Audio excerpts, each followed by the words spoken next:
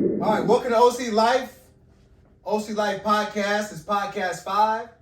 Me, Coach Owens. We have a very special guest that I will not announce right now. We have our co-host Jarvis Elder. He's back again from his bye week. I hope you didn't take too much time off because you got your head coach here. So I definitely want to tell you, we want to introduce ourselves to Coach Clark. He is the head coach of the Cen Tex Tigers as well. This is OC Life Podcast 5, where we turn your life into a message. Stay tuned. Please like and subscribe on our YouTube channel. All right, welcome to OC Life Podcast. Welcome, Coach Clark. Thank you. I tell you, welcome. This is a very, very good time for all of us. We've had some battles in the past. We'll talk about that later, but also, too, we got our co-host Jarvis Elder here. I know you guys had a bye week. And we always want to start our podcast with you, pretty much what you guys have done, and then leading up to. This is the week that you guys are getting ready to get into. You're going to do the Texas Ravens, right? Yes, sir. So I know you said there was a location change for the field. Can you let the viewers know where the location is? While he's doing that, I'll tell you, I'm very happy. Happy belated Easter to all of our viewers. This has definitely been a great time. We want to get Coach Clark as our first guest. If you don't know a little bit about Coach Clark, I'll tell you right now, he started the Lone Star Rangers back in the day when it was the NPFL for minor professional football. He is very well known in this city, in this town in Killeen. And Coach, where's the location for the field? It's going to be at the Brooks Collegiate Academy in San Antonio. It's off of 4802 Vance Jackson Road in San Antonio. In San Antonio. So listen, all you Tigers fans need to leave Killeen for the weekend, put your gas on your credit cards, and head up to San Antonio and go watch our mighty Tigers defeat the Ravens. I'm going to give you my score prediction right now. No pressure. I'm going to give my score prediction. I'm going to say 35-7. I just don't think that the Ravens are as strong as they were last year. The only experience I had playing the Ravens was when I was with the Vipers. But I'll tell you right now, it's very, very special to have you here. Also to have one of your players here. So you guys have a very, very special bond. But what we want to do with Coach Clark is we want to kind of give him a chance to introduce himself, to kind of pick his brain and find out how he started this organization. I know you had multiple organizations, but can you let our viewers know pretty much who you are and pretty much what your team now is doing in this city? Of course, I'm Coach Clark. I'm retired, 24 years out of the Army. So you did one more year than me. I got stationed here in 2010. I was doing urban ops training for reserves and National Guard. Mm-hmm. And was here for a couple of years. A guy that was in my unit, we started talking one day, and he was talking about football. Right. And that's my biggest passion. I've coached middle school football for 5 years. Wow. Up in Tulsa, Oklahoma. Okay. And great. And I won a championship at that level. And but he got to talking how he was starting up this new team here called the Clean Revolution. And I said, well, I've coached and everything. He said, really? I said, yeah. I said, I coach DBs. So I ended up coming on to be his DB coach and co defensive coordinator. All right. Awesome. And the first year. So we did pretty good as a first year team. We went 9-2 for the regular season and made the playoffs and made it to the second round. The second year, I ended up getting made the head coach. Pretty much rebuilt the team. Got rid of a lot of players. Of course, we lost some because some were military, and they PCS or ECTS. But we brought a bunch of new players in, built a really good, strong team, ended up going 13-0 and won a championship that year. Very, very impressive record. Next couple of years with the team, we had some issues going on, between players not being dedicated or ownership, and so I decided to part ways in 2014 season and started my own team with my wife. called the Lone Star Rangers. We had them very well. We had them for about 3 years. Struggled the first year. We ended up going 4-6, but we had some issues at quarterback. We lost 2 of our quarterbacks. That really hurt us. We were doing pretty decent. But then the second year, we had a military guy come in, Justin Jordan, to be our quarterback, and had a really good season that year. Made the playoffs.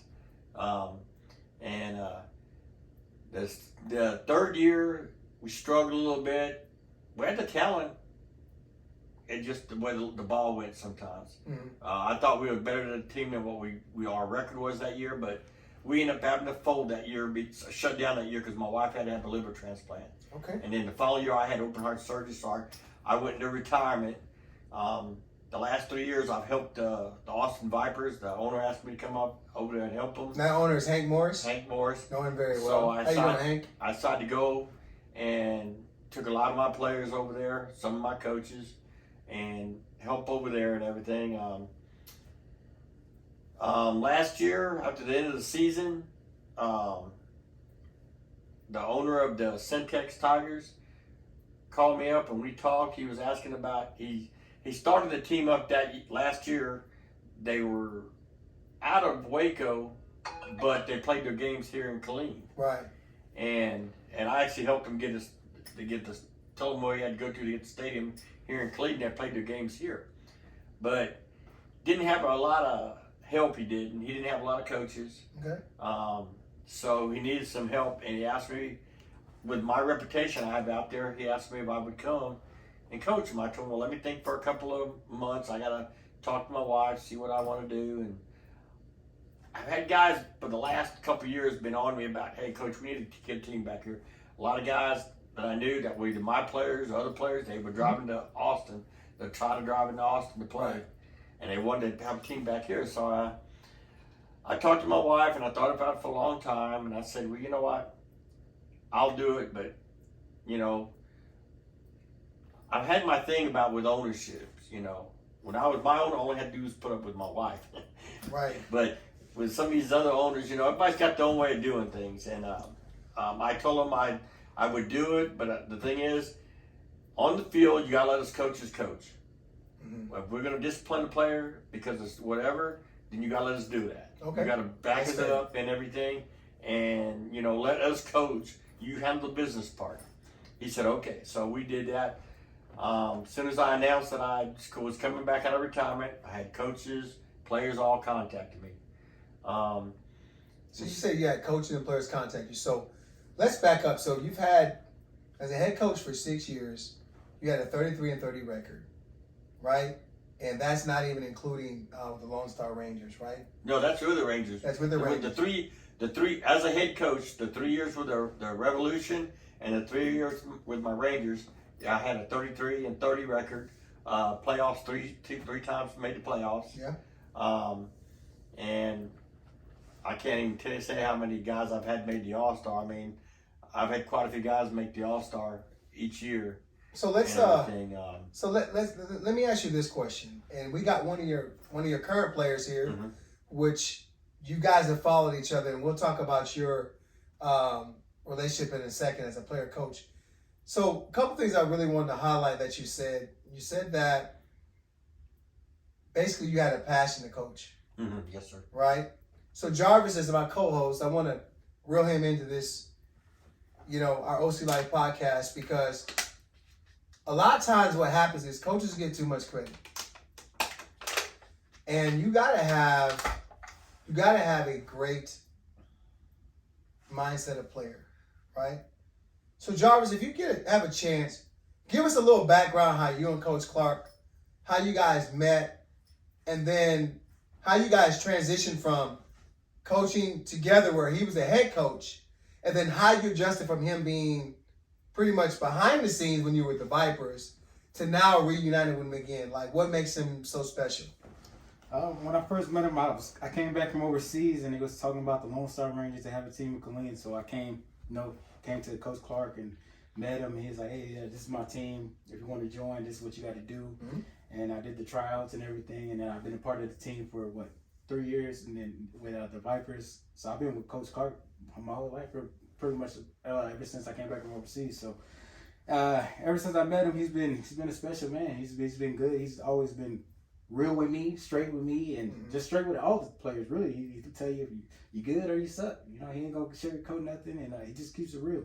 And I met his wife. He has an amazing wife, and she's always been loyal and loving to me and stuff. So I appreciate that. And with the Vipers, you know, he was on the outside looking in, so it was kind of like it was just different. You know what I'm saying? Because me knowing him as a head coach, I know his passion for the game. You know, his circumstances, you know, with the heart surgery and his wife and everything. So I knew it kind of hurt him because I know he wanted to coach. I know he wanted his team back. So it's been very special for me to now be with him again, and he's the head coach, and I enjoy him, man. I enjoy playing. So, Coach, it sounds like, and I'm pretty sure we were able to house all your players. It seems that you've got an infectious attitude that a lot of these players really want to follow.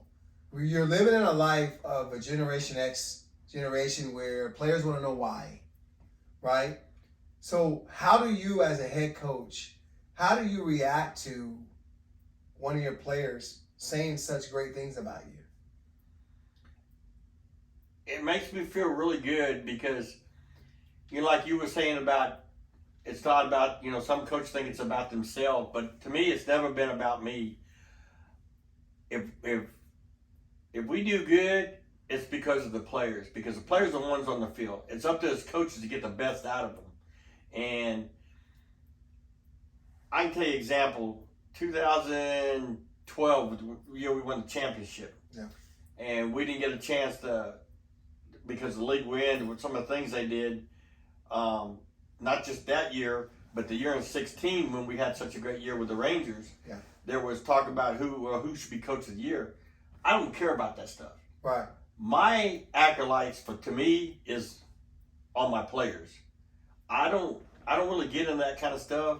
I mean, if I get something, that's fine, but I get more out of seeing my players perform and exceed, excel, and get the whatever they get. You know, if they get an award or something. And I've always told my players, man, I enjoy, love, and watch some of these guys play. So basically, you find gratitude in your players. Yes, sir. So, you know, you and I have had our, you know, I was the head coach of the Cedar Park, Texas Punishers. Yes, sir. And we faced you guys. You guys had a very tough, disciplined team. We used to always call you guys the Gnats of Killeen because you guys, first of all, you had the quarterback that everybody wanted, which was Justin Jordan. Oh, yes. So, Justin Jordan, if you're watching right now, get your butt back here to Central Texas and come out and help your city. You know, when I came on, that was my first year in minor professional football as a head coach of the Cedar Park, Texas Punishers.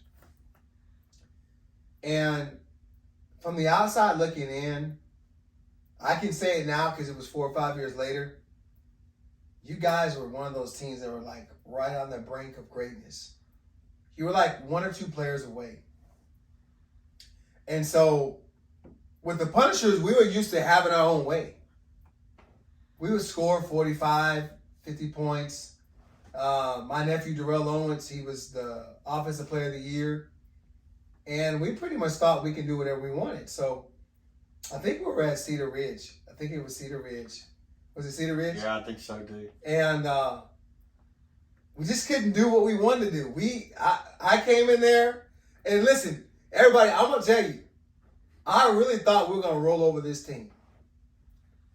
And the game got hard, right? And so it got so hard where there was a play that happened on I think it was the south end zone, and you're the head coach of the Rangers. I'm the head coach of the Punishers, and I seen passion come out. So for all you that think we got into a huge argument, it was more passion because just what Jarvis is saying, coach cares about his players, right? I'm the new head coach in the block. I'm the new kid on the block. I'm trying to prove my way. But what I found out in that was you never burn your bridges. Because speeding up our life, 3 or 4 years later, I had to see you. Yep. And we end up being a part of the Vipers organization. And I'll tell everybody, normally our podcast is really generated towards what's going on in life and all that yards, but we want to highlight Coach Clark because we want to bring positivity to the city of Killeen. And to me, I think you're an iconic figure in Killeen. I don't think that you get enough credit for what you've done. And the OC Live podcast will continue to have you on week to week because that disagreement we had was us standing up for our players. Exactly. And I hope futuristically that leads up to something in the future. But that's for another episode at another time. So we ended up winning that game. I think it was 27-13 or 12, right? I think it was less. I think it was on like a 3-4 point game. Yeah. It was real close. It was a close game. Because we had to end up seeing them again in the playoffs, right? Y'all was, well, you wasn't there the first year with the Punishers, but they was the only team that I didn't have a win against. They were the only team. The first year we lost both games to them. The first one was a very close game. Another about 6 point loss to them. And then the next game, because we lost all our quarterbacks and our team was just kind of going down the hill there, we ended up getting blown out by y'all. We had 2 straight blowouts with y'all and the Vipers. But like I say, the next year we got our stuff together. We got a good quarterback and some other good players and everything, and it just changed. But it's like you say, there's a lot that can go here in Killeen. I mean, I've been coaching. I coached for 7 years total. This is my 8th year right now in this area, and there's a lot of talent here. There's a lot of potential, and it needs it. These young men need something to keep them busy. Yeah. Their frustration sometimes. Yeah. Their passion.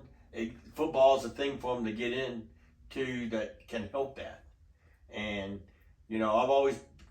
what I've done what I always try to do in the past is when I was coaching is if I can help a player get seen by somebody, then that's another plus and everything. So Jarvis, talk to me about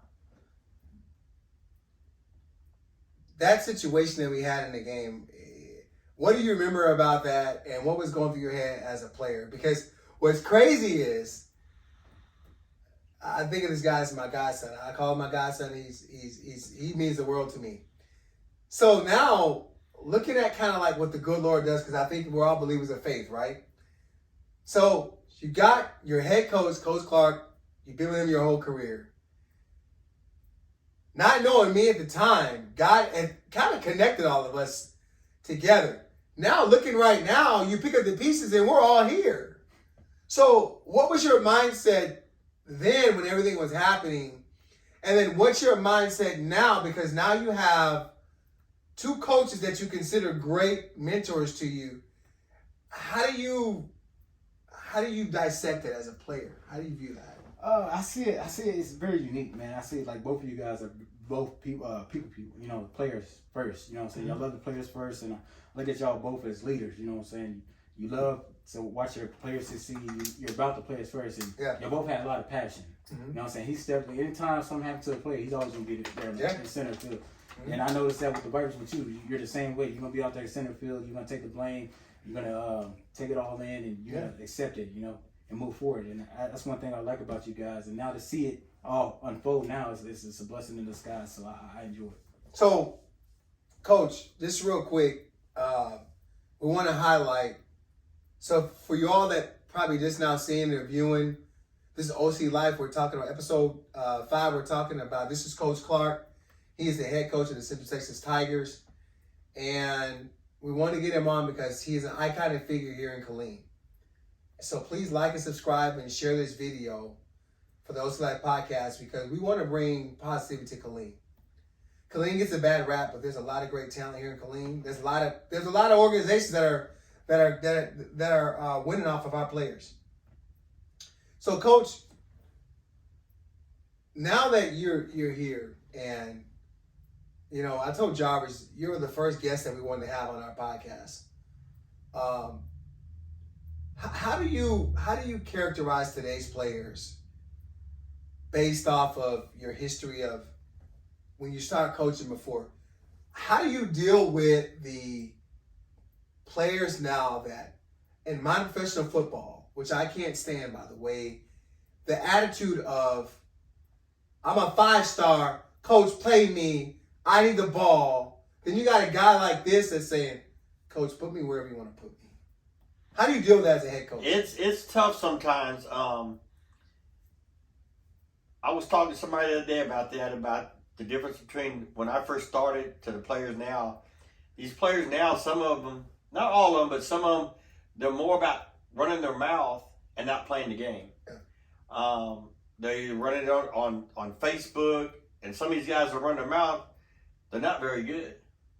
And, you know, you try to humble them and tell them, you know, get them to appreciate the game, because you never know when you're not going to be able to do it anymore. Yeah. You know, it's really tough sometimes. And you got to watch sometimes, because you got to really know your players. You know, I learned it my first time when I was first coaching. Like I was telling you earlier, my wife, how I met her. It was one of my players that asked me if I wanted to meet his mother-in-law. I was going through a tough time at the time, but it was going through our championship year in 2012. Right. And he had asked me if I wanted to meet his mother-in-law, and I said sure. And he made a comment, and it was funny, because people know me the way I am. Yeah. I don't care about color or anything. I mean, I care about all, no matter who you are. Yeah. Anybody that's been with me for since I've been here, they know I'll do anything for them. I'll help them. But he makes the comment after asks me, says, "Oh, she's not black. Why would you ask me that?" Right. And he goes, "Well, Coach, I didn't." I said, so we looked at that and everything, but it's one of those things. I care about the players, not just as a player, but as a person. Right. And that's what you got to get these guys. That's why you got to handle these guys. You know, you got to get to know them, see what they're, before you. Some guys want to go off on the guys, and guys don't respond very well, and you don't know what they've gone through. It's just like anything nowadays, the way some people are. And so I try to get to know my players. I try to get to see where they come from.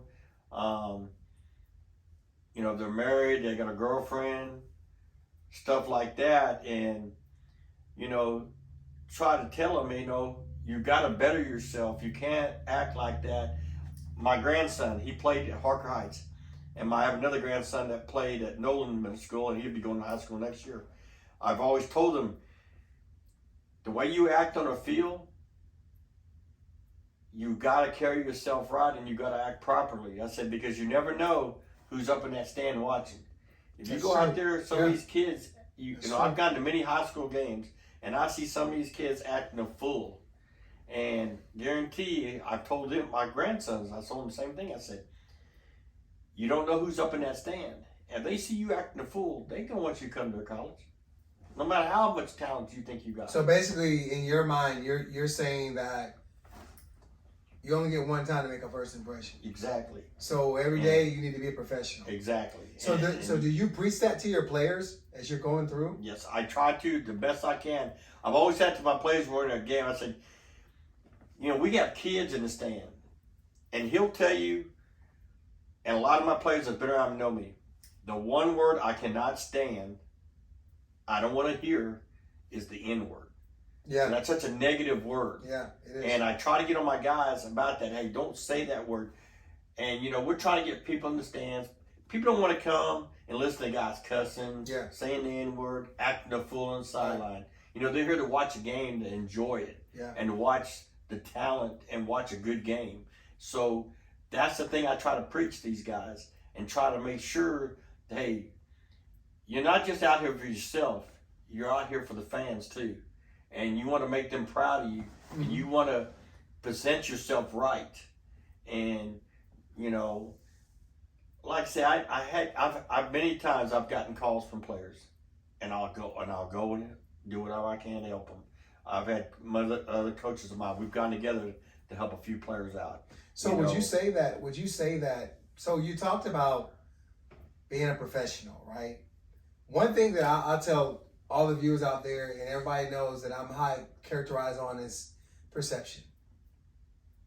I know when you go through, you're a passionate coach. Sometimes we use words that we shouldn't use. That's anywhere you go, in every league, wherever you go, right? Exactly. But Jarvis, as a player, how do you handle a teammate that you know that is not as talented as you, but is using all this vulgar language, but it goes against the code of conduct of what Coach Clark is trying to build here in Killeen, as far as the Cen Tex Tigers?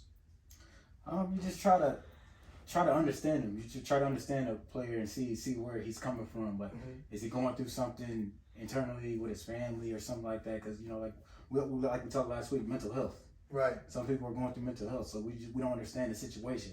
And then you just try to give them some positive words, some positive thoughts to help you can detour that to get them to the same calm level and professional level that Coach Clark or any coach that wants them to be at. So basically what you're saying is that you're kind of neutral. It's just like, it's the heat of the moment, right? But because you guys are so close, right? I want to highlight this because everybody knows Zach Bozier is the starting quarterback for the Vipers, right? Zach Bozier and I, together as an offensive coordinator, head coach, quarterback, we're 23-0, right? Him and I didn't see eye to eye all the time, but we never lost a game together, right? We won together. How do you deal with, you got the closest of the players, you got the backing of the players, but you guys started 0-3. I mean, you got your first win, 2 weeks ago against the Yellow Jackets. How do you handle putting a team together, having all these high expectations, and then now you're saying, I'm going into San Antonio, playing against the Ravens, we're 1-3, now we got to go 2-3. How do you handle that, and how are you going to get your team focused for this week, Saturday? You gotta just, it's tough sometimes, but you gotta say, look, we're 1-3. We're better than 1-3 team. It's just about executing and doing what we need to do to get it done. I said we have to be together. We got to work together. Yeah. No one player is more important than anybody. We need everybody. On the offensive line, if you don't do your job, to me, I told people always say, well, the quarterback's the most important. Running back's most important. I've had teams with mediocre quarterbacks and won. To me, always on the offensive side, the offensive line is the most important because it starts at the offensive line. Would you say that's minor professional football? That's everything. It's everything. It's everything to me because, like I say, the center, as far as that offensive line, the most important is that center because the play starts with him. If he does a bad snap, that throws the timing off. If the offensive line don't take off on the snap count, that messes up the whole timing. And practice, that's why I always stress these guys about making practice because football is not a sport. It's not like softball. You just show up on game day and it goes. It's all about timing and chemistry with your teammates. So that's why you have to build that chemistry. It doesn't come overnight. Right. You got to be there together. You got to be working together. And it's coaches, players, everybody, to make it work. And if you don't do that, if you're not committed, then you're hurting the team. So you say it's a max effort. Now, Jarvis, you're the co-host here. I know this is your head coach, but feel free to ask him any questions that you want because I'd love to see coaches and players together. If you look at the Draymond Green podcast, Draymond Green brings on his teammates. He brings on different people. He brought on his head coach, and I think one thing that I like about, you guys' relationship is that there's sheer respect. And I'll tell you offline, I told Jarvis, and I'll be on the record, I told him, go Leander Woodpack. Go help them, be a champion again. Selfishly because of my relationship with him to go out and get a ring. Because I knew that he was a good return. Matter of fact, I'll say Jarvis is the most dynamic return specialist in the BSFL. However, because he studies that, right? But then also, too, on the flip side, he told me flat, he said, Coach, I'm going with Coach Clark. How does that make you feel that this guy could have went anywhere in the league, but he chose you, not knowing what the outcome would be? I'll tell you, because he's not the only one. There's quite a few other guys. I've had players come to me saying about other coaches and owners from organizations trying to get my players to come. Yeah. And people don't realize how loyal some of these guys are to me. Mm-hmm. I had lost a couple of guys. One guy who spent 7 years with me, it really hurt me that he went there. Yeah. And, of course, it's not all that good stuff going over there where he's at. But, when players do that, and it makes me feel real good because I've had players even tell me, I'm here because of you, Coach Clark. Wow. And, wow. And I know guys can go anywhere they want to. Guys can, they can get anything they want. I hear about guys getting paid and guys getting their uniforms. And that's one of the things I always wanted to do for the guys here.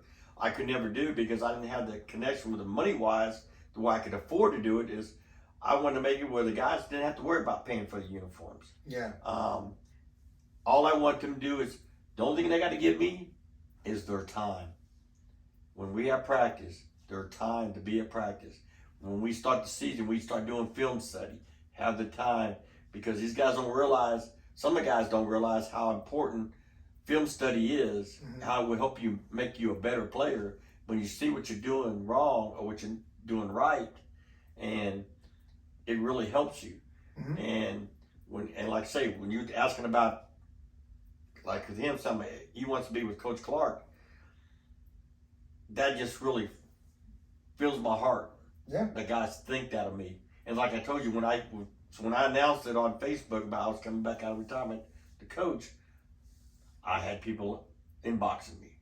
Players, coaches, guys that never even played for me. Yeah. But they've heard about me. They've seen what I've done, and so they want to come. There could have been more because there was guys a lot of guys, like I say, last year was on me about bringing the team back here. Yeah. But I know a lot of them didn't come because, like, some of them were the Wolfpack. They wanted to go back and win a championship. Yeah. And I told them, that's fine. I understand it completely. The one thing only thing I said to them, because some of them kept coming to our practices and watching us. Yeah. I said, just always remember this. Nothing's guaranteed. Yeah. But just think, if you was to come over here, because you decided you wanted to, because you keep saying you're not, decide what you want to do. If you was to come over here and help build this team to greatness, how much more of a gratifying you'd be getting something out of that than when you help build something. So let's you kind of hit we talk about this, and Jarvis, I got to get your input on it because you are a player. This is your last ride, right? You could have stayed with the Vipers, right? You could have went to the Leander Wolfpack. Mark and I and Donna, we have a very close relationship. I think influentially, if any one of your players, Coach, if you gave a recommendation, I think they can go anywhere in this city and play ball in this state. I believe that.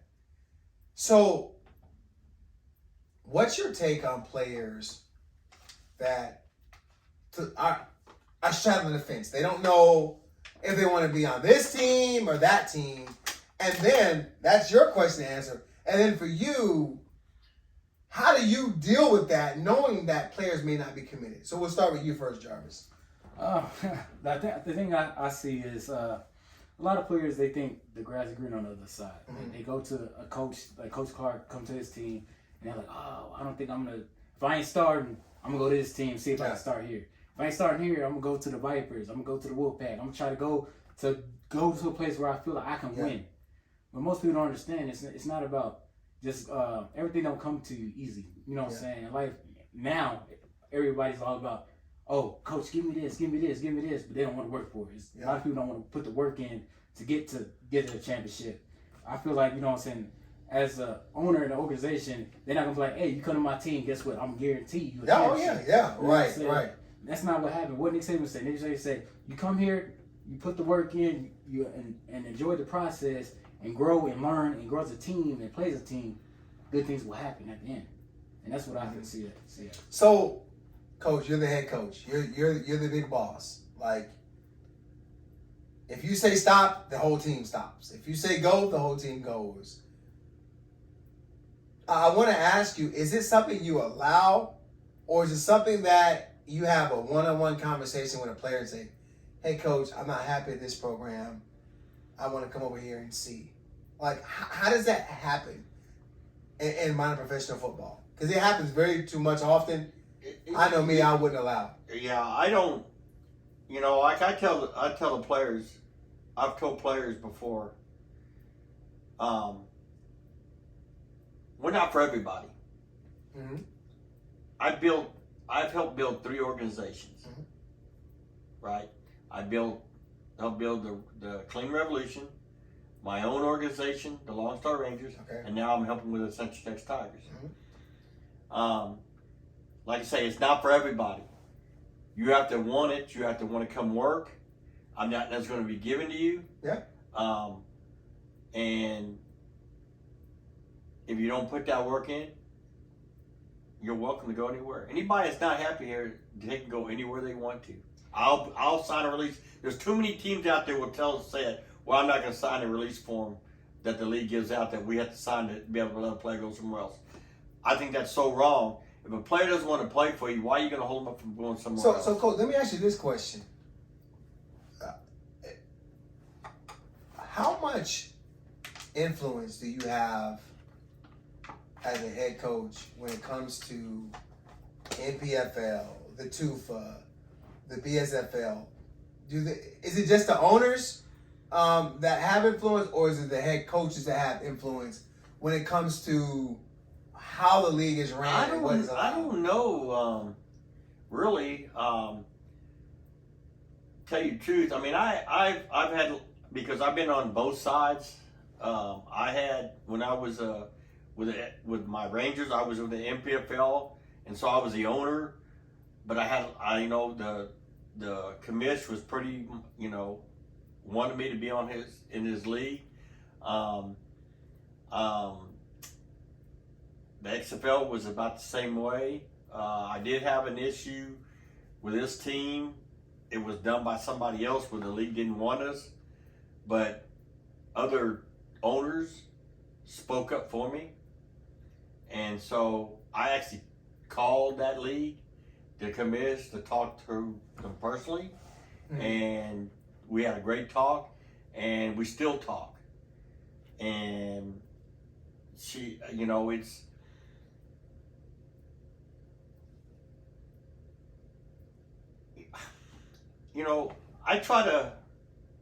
I'm straight up. Like he says, I'm straight up. I'll tell people like it is. Right. Sometimes people say, I say too much, or I talk too much, or I speak my mind too much. But I'm not a fake person. I'm not going to say something and really don't mean it. Yeah. So I just, I try to be upfront with everybody, whether you're a player, coach, another team from an owner or coach from another team. I've always been appreciative of everybody. I'll shake anybody's hand, even though that person might have said something behind my back or something. I won't. There's too many coaches out there there's been a couple coaches out there that every time that my team beat their team, Yeah. they wouldn't shake my hand. But the one time that they happen to get lucky and beat us, they'd want to shake my hand. Yeah. You know, I'm not that way.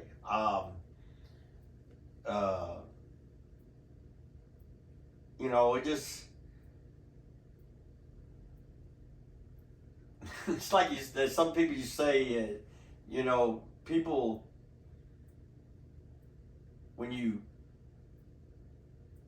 if you beat them, it just makes them even more mad at you. Yeah. And if you yeah. if I can see you that. smile at them, it even makes them more mad. Yeah. You know, stuff like that. It's just that, you know, I try to give anybody the benefit of the doubt.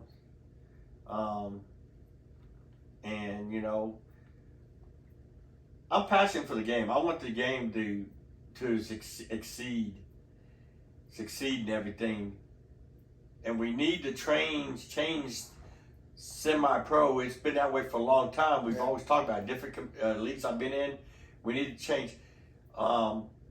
With the MPFL, we started a thing, and instead of calling it semi-pro, we call it professional, because we're professionals. And that's what it should be. And I've talked to you about that. And I've talked to you about it. And it all goes down to players, the way players act. They got to realize that. Like I say, you have too many players that are too many about showboating. Yeah. Want to talk stuff on the field, take cheap shot at players. But let me ask you something, Coach.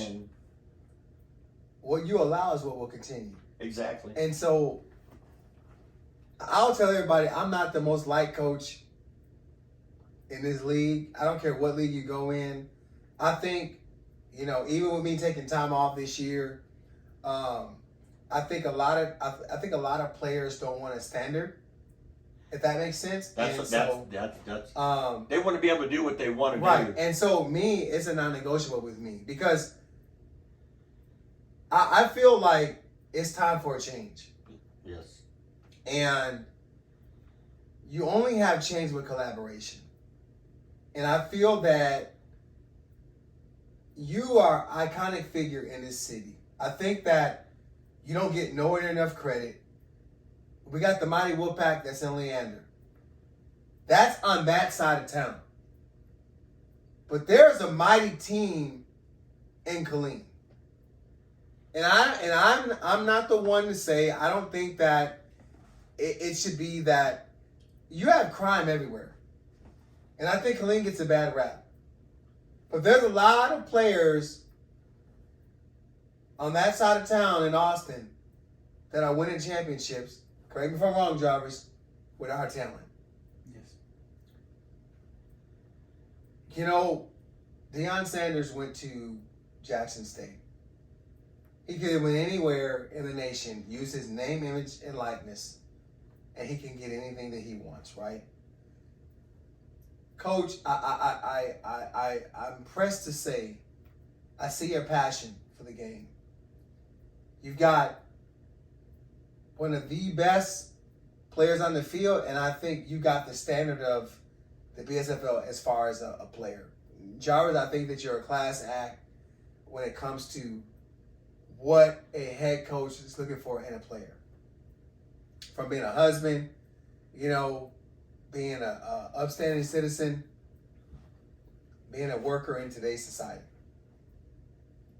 What we don't do is we don't get enough of what you just said.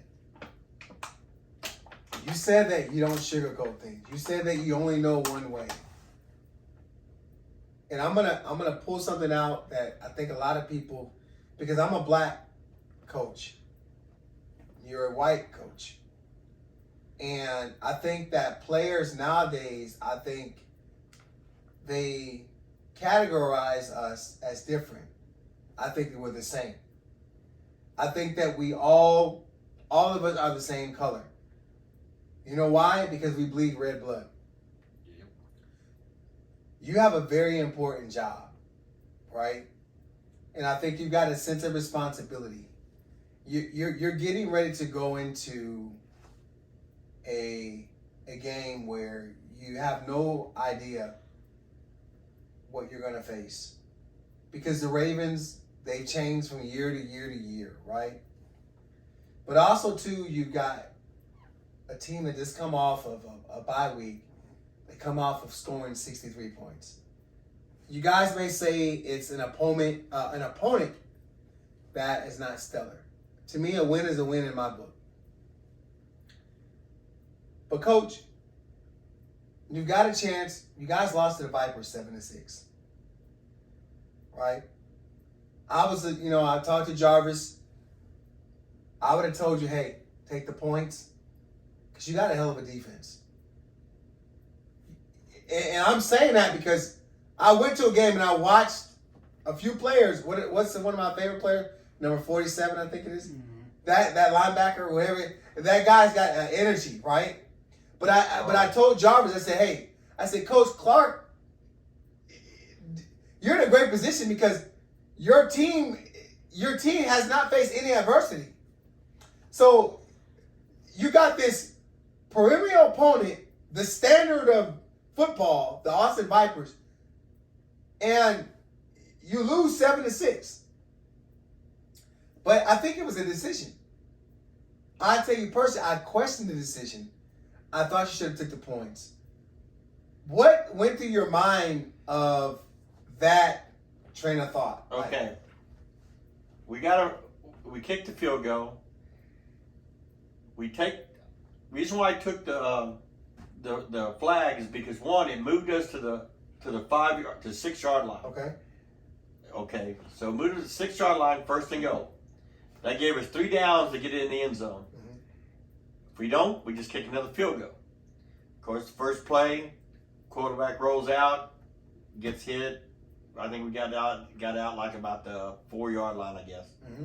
Next play, we get a quarterback missed wide open receiver in the end zone, mm-hmm. and you don't throw it to him. Yeah. And then the next play, we have a fumble the ball back. We end up kicking another field goal about the same spot it was before. The other reason why I took it is, one, it gave us a chance, because we had like 6 minutes left in the game. We got to run off I think we ran off almost like 2 or 3 minutes off the deal. Okay. So I get to run more time off. We kick a field goal, we're still good. Unfortunately, our kicker missed the field goal. Right. But we still had a chance again to get the ball back because they went for it, and we could have got real good field position again, but our defense didn't stop them. Mm-hmm. And some guys made comments. Most coaches thought they was fine with it. One of my coaches wasn't happy with it. The players were good with it, but then some of them, later on, if it works, you're a genius. Yeah. If it don't, you're a zero. It's just the way it goes. And teams do it all the time in the NFL and in college. They do it. Sometimes it works. Sometimes it backfires. It's just one of those times it did. I kept thinking about it afterwards, the night afterwards and everything. And one of my coaches, my OC, matter of fact, called me up and say, "Coach, I'd have done the same thing. Quit beating yourself," because he knew he had heard something. And your OC is DT? DT, and he told me and everything. I said, we had too many opportunities, and because he was really himself, because we had the ball at least 5 or 6 times down in the red zone, and we walked away with only 2 field goals. So how did you feel as a player? That's your former team. On top of that, that's your former team, right? How did you feel as a player knowing Coach could have took the points, the game plays out the way it is, you win the game 9-7. You know what I mean? Yeah, I mean, I take whatever Coach calls, I'm cool with. You know what I'm saying? I mean, like you said, he's either a hero or he's a villain. People gonna look at it like that. Yeah.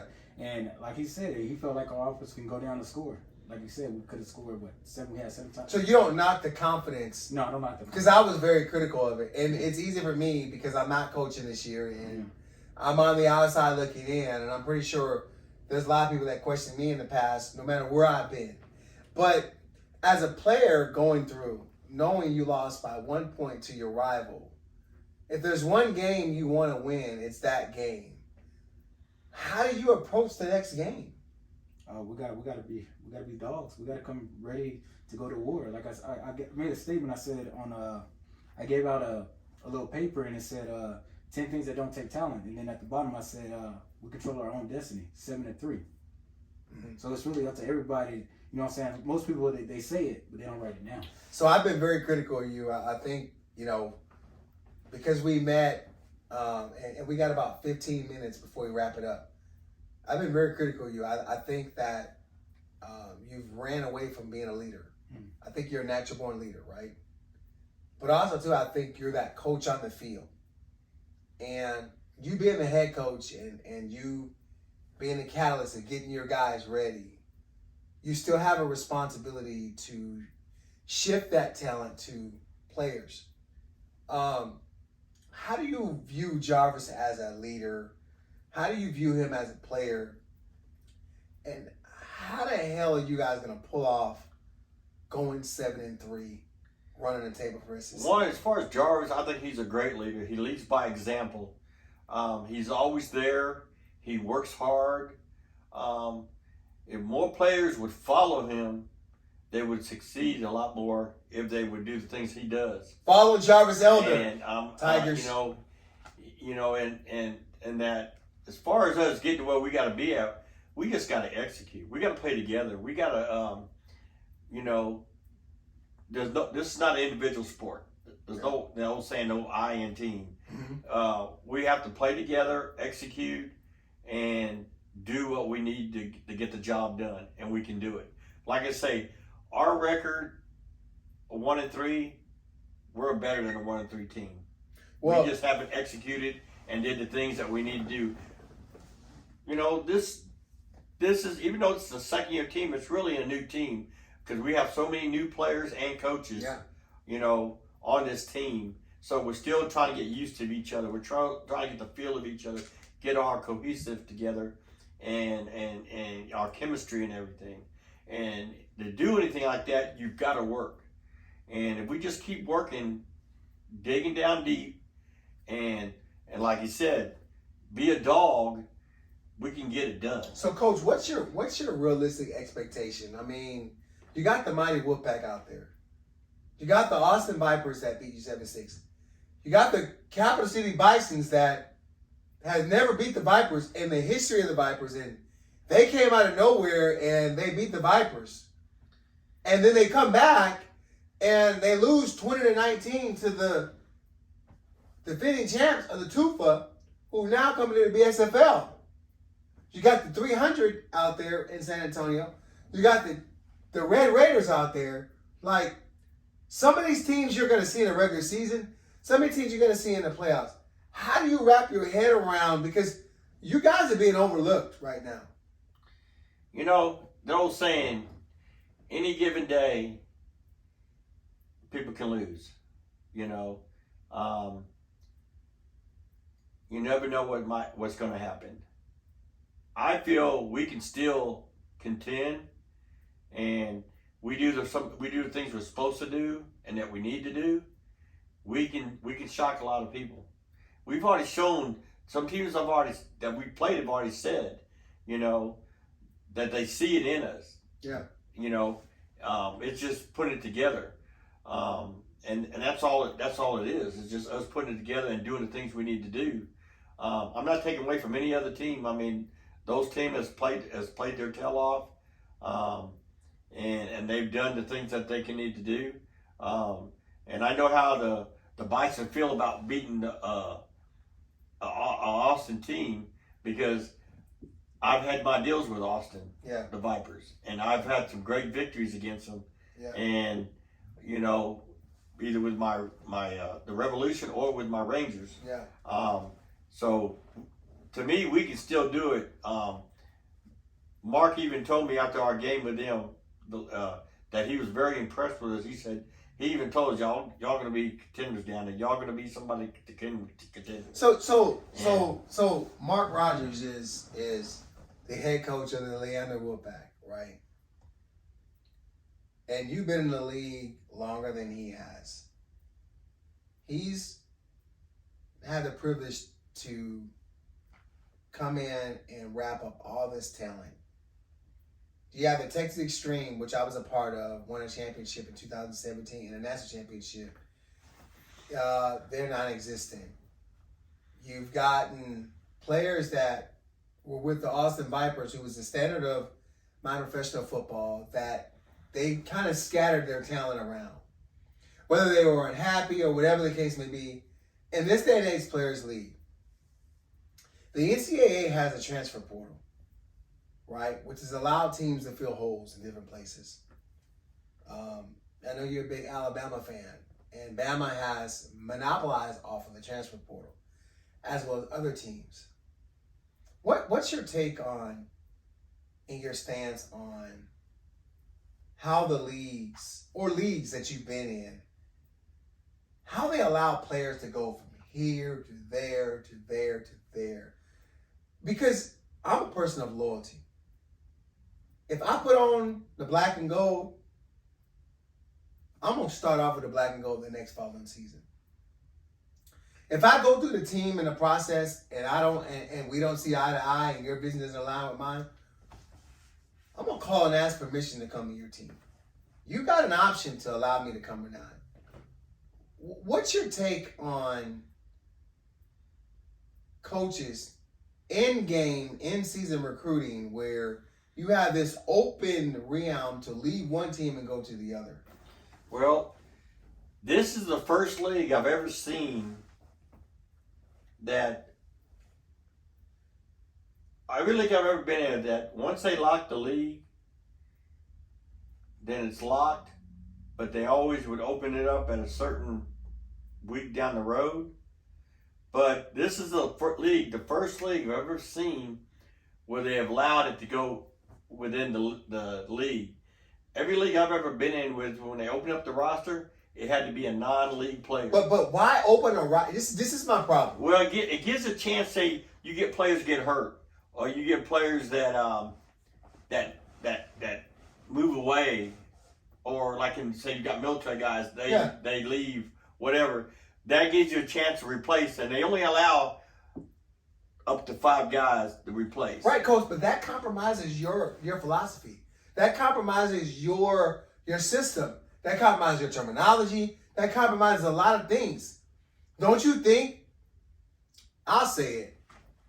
BSFL, NPFL, TUFA, once week 1 hits, lock the rosters, allow these coaches to coach players that they got. Should a team not fill their roster? Why don't they expand the roster? Why don't they allow you a 65-man roster, a 53-man roster? Like, why not have guys from the practice squad, allow you a certain amount of players in the practice squad, and let those guys step up? Because I think that gives you a competitive disadvantage, because you may call a tomato a tomato, and that could be the difference in you winning or losing in the game. Like, I just think that puts you and your reputation and your team's integrity on the line, because we're opening up a roster for coaches and owners that fail to plan and plan to fail. And I feel that if you guys continue to let this happen, it's taking a player in this world of, I want to be in charge. Jarvis, you and I always talk about social media. Throw more gangsters, right? How do you feel as a player that me and you been alongside of each other? We're like peanut butter and jelly. I'm not happy. Week 5, I say, screw Coach Clark. I want to go to the Wolfpack. Just as an example, guys. How do you feel about that? Because now your system is compromised. DT as your OC, your defensive coordinator, a defensive player league. How is that not a competitive advantage as a player? Yeah, because he can get information off about your team and everything. How do you feel as a player, though?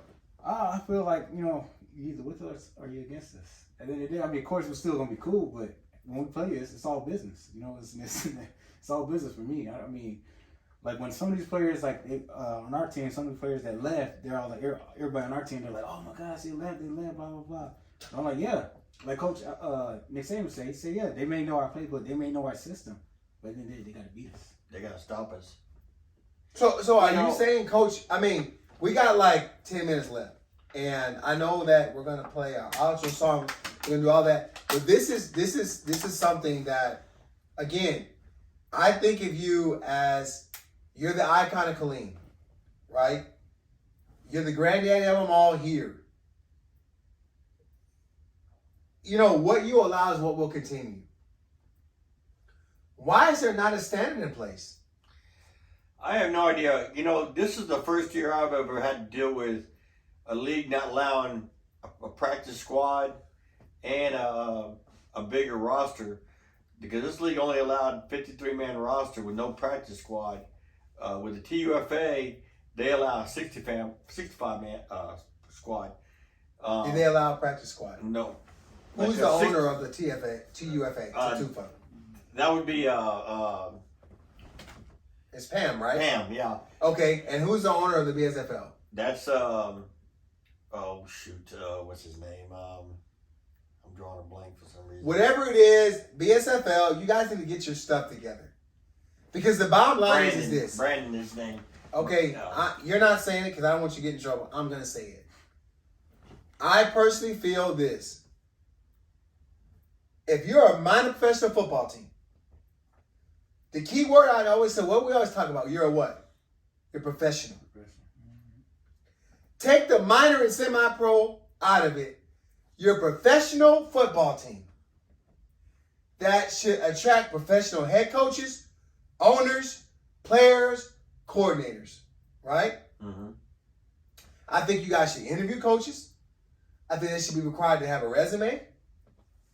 I think they should be required to go on the whiteboard and break down film. I think you as a coach and as an owner, I think you should be able to say, hey, I got a 4-2-5 defense. You're the offensive coordinator. You want to come in there? How would you capitalize off this? I think in this league right now, I think in all leagues, I think that the Leander Woodpack had the luxury because Mark had the brains, Donovan and Sean. Those guys come together and they said, hey, we're going to put it on for our city. There's nobody here that has, in our area, in Cen Texas, that has challenged the Leander Woodpack. And I feel that it's more so on you because, Coach, 6 years in this town, all these players that you have, former and current, I'm putting the pressure on you. I'm saying that you've got to do something in this city because there's a lot of talent in Killeen. Oh, yeah, there is. And I think for these guys, let's talk about the world real quick. Let's talk about gas prices. Let's talk about food. Let's talk about how much it costs to manage a family. Let's talk about you got players that you said that have financial obligations. You know what I mean? Look at all this stuff that's going on. You want to be able to sponsor uniforms, all this. How do you plan? And I'm saying this because you've got a team right now, right? How do you view yourself? Do you think that you have a responsibility to this city, to the town of Killeen, to bring a championship here? Yes, sir. We've never won a championship here. Yes, we have. Right? Okay, we have. How long has it been since we won a championship here? 2012. 2012. So you're talking, it's just 2022 for 10 years. Do you think that the Cen Tex Tigers and organizations beyond, do you think that you guys can bring relevance back here to this city in Cen Texas? Temple, Waco, Killeen, Parker Heights, Coppers Cove. Yes, we just have to get everybody on board and get the right people and get the right players. Like you say, you're talking about Leander, how they have a lot of our talent right now. Mm-hmm. So if we can get that back here and get those players back here, mm-hmm. then you're going to have it here. And like I say, we have produced one championship already. Should have had a second one, but it can be done. There is talent enough here to do it. And we just got to get everybody on board with the same mentality and everything, and want to work and want to do the things that they need to do to get there. But like I said, it's going to take everybody. Yeah. A lot of working together. Like I said, this is my first year back into it and everything. I'm still trying to fill out some of the stuff of what's going on with this area, of who we got, and to get the organization up, going better and everything. Get some more coaches, get some, more staff people, and then also the players and everything. Coach, I'm gonna be honest with you. I think you need big personalities on your staff. You got to have big personalities. You got to draw in coaches, players that are big. I mean, we always say this all the time. What did we talk about? I think it wasn't on an OSLET podcast, but we said that players want to be coached, right? Yeah. Even though we're in this day and age of the Thumb War Gangsters, Instagram, Facebook, all that, players want to be coached. And I think that you as the head coach, you got a superior amount of responsibility. You got to have great coordinators, special teams, offense, defense, great positional coaches, right? You got to have a lot to change what's going on. Mm-hmm. And what I noticed with the Wolfpack was they're on Indeed.com. They're on LinkedIn. They're trying to find coaches that they may not even be a part of this Texas. They want coaches to come in and they want collegiate talent. And I'll say this. I think you got a great program. I think you got a great thing going. I think you've got to be the face of this organization in this city. I think that the coaching staff that you have right now, I think that they're phenomenal. I think that when you go into a game where I think you guys only put up 6 points at halftime against the Wolfpack. I left at halftime. And then you guys end up, what was the score of the game? 35-23. So, I mean, you guys ran off a couple of touchdowns. For all you viewers out there, I know you guys might not understand what we're really trying to do here. We want to bring visibility to Center Texas, right? The Center Texas Tigers are on high alert. For all you teams out there in the BSFL, if you think that the Center Texas Tigers are going to lay down for you, or you want to look at their record at 1-3, this is a dangerous team. This team is a team that was just put together this year. They have not faced any adversity. Now they've got the ability to scout. They've got film on the opponents, right? They've got a chance to make adjustments.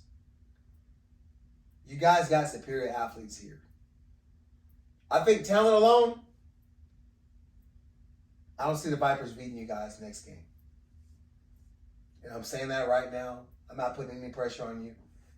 I think that the Capital City Bisons, Coach Brown, I think he's got a great thing going, but I think that you guys have got enough to kind of see what happened before. You got enough film on them as far as what adjustments you can make.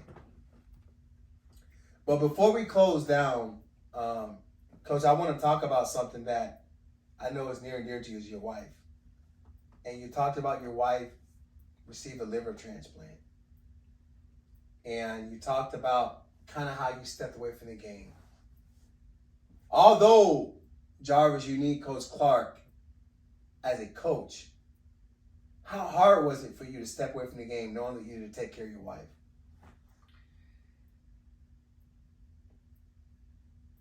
She comes first. I love the game and everything. And I miss it some, but she comes first. Mm-hmm. She came to my life when I was really going through a tough time. Mm-hmm. And she is, every day that I have her in my life, it's a blessing. Her oldest daughter, made a comment something about how I saved her life because for 12 years, she lived by herself. She got divorced and she'd been living for 12 years by herself. Yeah. Didn't date nobody, didn't do nothing. And I just happened to come along. And they think that if I wouldn't have been there that day she got sick and started throwing up blood, that she probably would have just went back to bed after she got done and she probably would have died. Right. Whether it's true, I don't know. All I know is I'd say we're going to the hospital. I spent 2 weeks at the hospital with her until she was able to come out. I spent 6 months with her up in Fort Worth after her liver transplant. Made sure I was there all the time. She was my priority. She did the same thing for me a year later when I had my open heart surgery. Yeah. When I had to have a heart valve replacement. She did the same thing. She was by my side. And so we're both a blessing to each other. You know, she means the world to me. If I'd have lost her, I don't know what I would do, what I would have done without her not being around. Yeah. I mean, it would have been tough. You know, I've lost a father, grandparents, stuff like that, but to lose a spouse, it would be really hard for me. And anybody, you know, would say that and everything. So I'm blessed that I have her in my life. She supports me all the time. Yeah. She keeps me on my toes and everything. I wouldn't trade it for the world. Coach, how long you guys been married? We've been married, let's see, this is 22. So this year would be 7 years. 7 years. So, for all you viewers out there, the OC Life podcast is surely and dearly about how you're able to turn your life mess into a message. And we always want viewers on that are going to be honest, tell the truth, and be upstanding citizens. You know, Coach Clark shared with you about his wife and how she had a liver transplant and how her children felt that she would probably have passed away if he wouldn't have been in her life. I will say to you, as we get ready to close down on our podcast, that it's been a pleasure and an honor to have you on this show. It's allowed me to really rethink some of the things that I've done, helped me in my marriage, as well as be a little bit more transparent as a coach. I really want to see you host up a trophy in this city as a head coach or an owner of an organization. You got guys like Jarvis Elder, who's my co-host, who sacrificed winning the championship with any other organization, and he chose this guy right here. And this is what this podcast is all about. It's about turning your life mess into a message. And Coach, it's been a pleasure. I appreciate you having me on. It's been a pleasure to have you. You know, we never coached alongside of each other, but I'll tell you, I'll do whatever I have to do to help you build what you need to build within this city. Jarvis, you're a model citizen to the city of Killeen, to Central Texas. But first and foremost, you're a loyal player. Coaches need players like you. If they don't have players like you, they can't build anything. Yes, sir. And so I think that with this podcast, I hope that you guys look at this episode and you see through the longevity of it, and you look through, you have a coach that has been coaching in Oklahoma, coached in Texas, been a part of a rebuild. Now he takes on the challenge of building the City of Texas Tigers into a elite program. We love the Wolfpack. We love the Vipers. We love the Capital City Bisons that's in this area. But sometimes it's time for another team to come on and dethrone. I'm saying it right now. I think that you guys have the talent, have the coaching, have the ability to make a run at this championship. And Coach, whatever it is that you got to do, one thing I take away from this is your players care for you. And you got a superstar player that could have went anywhere.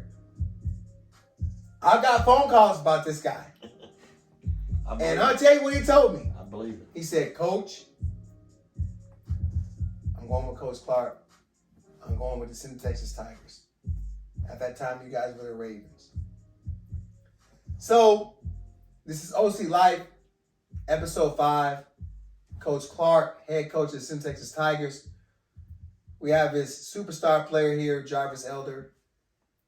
We want to say thank you for viewing this. Please like and subscribe our video. And OC Life Podcast, we turn your life mess into a message. Thank you so much for being a part of this program. Coach, thanks again for being a part of it. Jarvis, Thank you for having thanks me. for bringing it along. God bless, and please stay tuned for the next episode. God bless. God bless you.